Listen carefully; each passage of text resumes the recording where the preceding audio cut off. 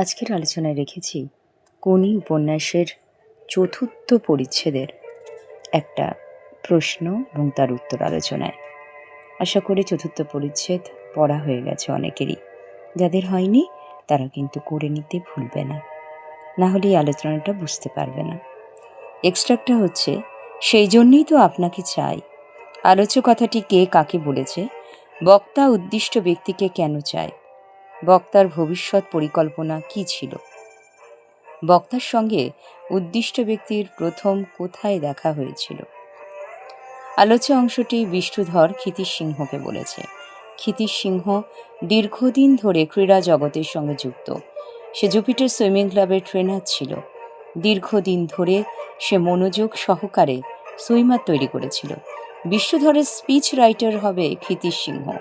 সে বিষ্ণুধরকে বক্তৃতা লিখে দেবে, তার বিনিময়ে টাকা পাবে। ক্ষিতিশ যখন বলল যে সে খেলার ব্যাপার ছাড়া আর কিছুই জানে না, তখন বিষ্ণুধর ক্ষিতিশ সিংহকে জানায় সে খেলা নিয়ে বক্তৃতা দেবে বলেই তাকেই তার প্রয়োজন।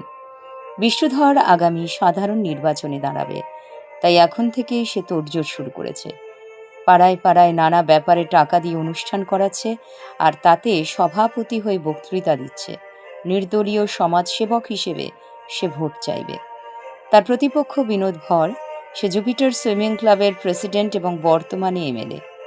এবার ভোটে দাঁড়িয়ে মন্ত্রী হতে চায় সে, তাই তাকে ভোটে পরাজিত করার জন্য তার প্রতিপক্ষ হিসেবে বিষ্ণুধর ক্ষিতিশ সিংহকে নিয়ে বক্তৃতা দেবে।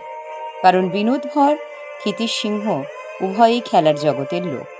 বিষ্ণুধর তাই খেলা নিয়েই বক্তৃতা দিতে চায়। বক্তার সঙ্গে উদ্দিষ্ট ব্যক্তির প্রথম দেখা হয়েছিল বারুণী উৎসব উপলক্ষে গঙ্গার ঘাটে।